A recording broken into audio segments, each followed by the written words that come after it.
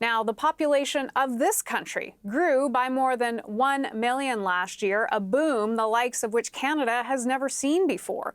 According to new statistics out today, the historic growth is largely attributed to immigration. CBC's Sarah Galashan joins me now with this one to help break it all down. Sarah, walk us through the numbers. So, Hannah, well, the population in Canada right now sits at 39.57 million. And that is, as you say, more than 1 million people that we had in this country this time last year. The rate of growth that we're seeing right now is plus 2.7. That is the highest that we've seen since 1957. In 57, the rate of growth was higher. It was plus 3.3. But that was at that time attributed to the number of babies being born, as well as immigration of refugees following the Hungarian Revolution. This time, what we're seeing in terms of the numbers for 2022, it is almost entirely due to immigration. 96% of new residents to Canada in 2022 were due to a surge of immigration and of temporary residents as well. We saw here in Canada more than 400,000 immigrants and more than 600,000 non-permanent residents. That really speaks to the welcoming of those who've been fleeing crises in Ukraine, Afghanistan, as well as Syria.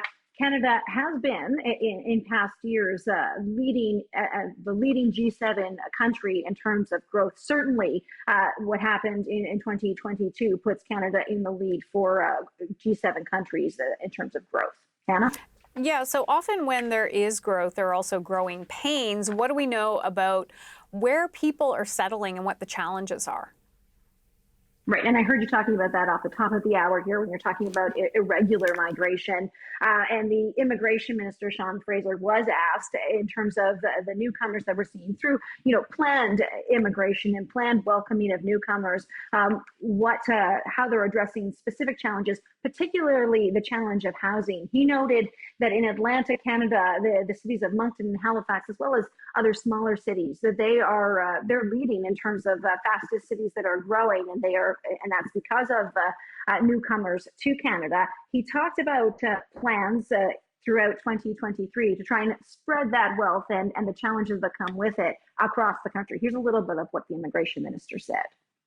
In addition to making sure that we're encouraging people to go to communities that have housing capacity, we're also making a serious change to the federal express entry system that will kick in the second half of this year.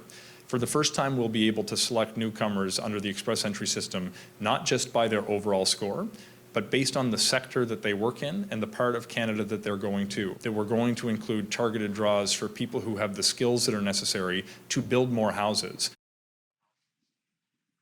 Important to point out that while it does come with challenges, Canada does really rely on immigration to drive the economy, given the aging population and the birth rate being too low to keep up with it in Canada. According to the Immigration Ministry, immigrants are projected to be about 30% of the total population in Canada by the year 2036. And if you compare that to the year 2011, the population, it was 20.7 made up the population of Canada in terms of immigrants. So certainly a substantial change there that is happening and coming our way. Hannah?